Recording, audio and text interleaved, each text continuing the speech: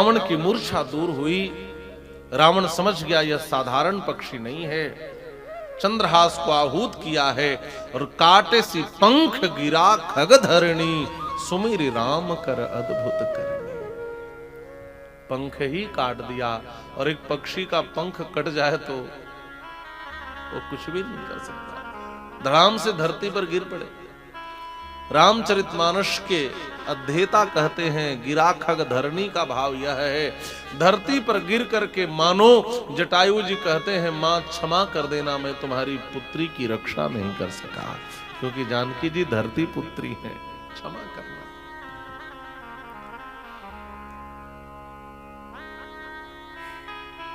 श्री जानकी जी जटायु जी से लिपट करके रोने लगे।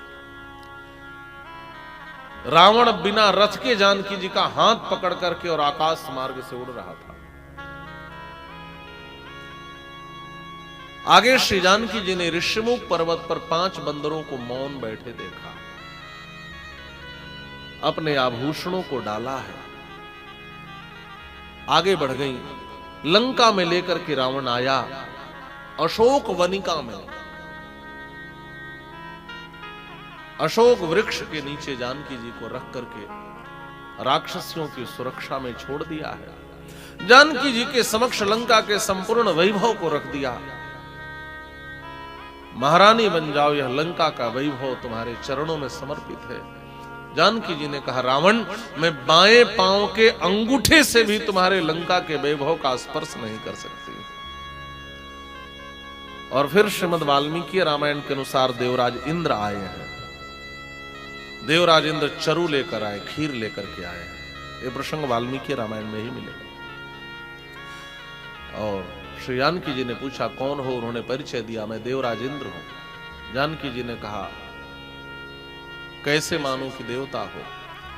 तो देवराज इंद्र ने कहा देवताओं के लक्षण होते हैं, उनके पैर जमीन से स्पर्श नहीं करते, उनकी आंख की पलकें नहीं गिरती, उनके शरीर से पसीना नहीं आता। ये सब सारे लक्षण उन्होंने अपने प्रकट किए।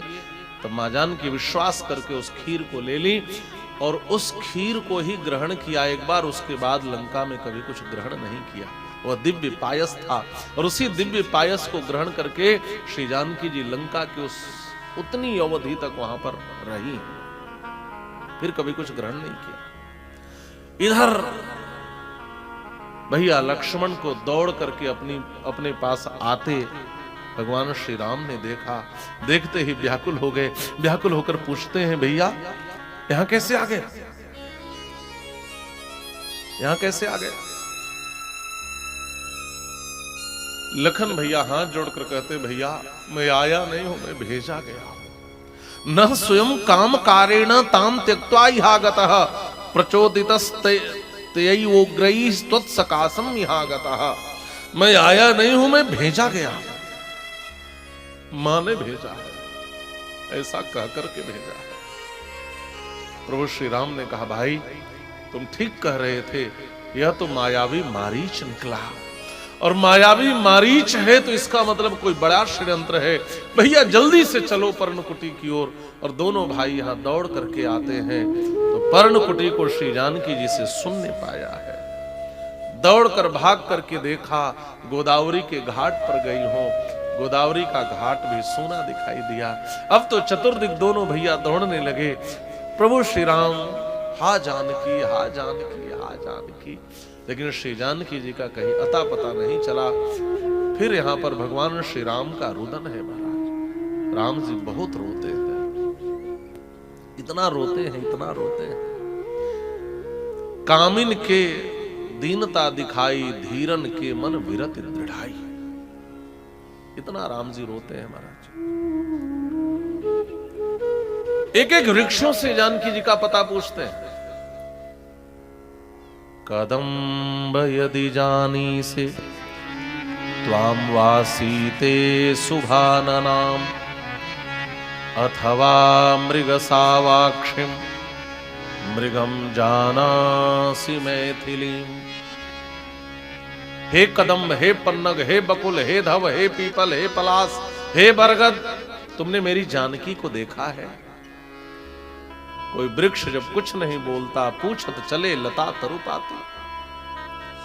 फिर मृगों का एक झुंड दिखा और मृगों से राम जी ने पूछा, अथवा मृग सावाक्षिम मृगम जानासि मैथिलीम।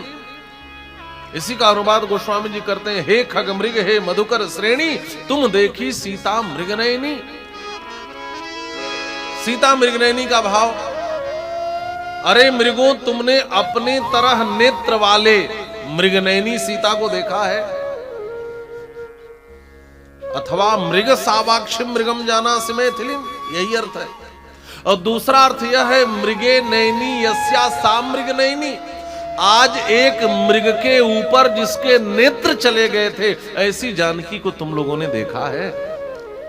हे खग मृग हे मधुकर श्रेणी, तुम देखी सीता मृग नयनी।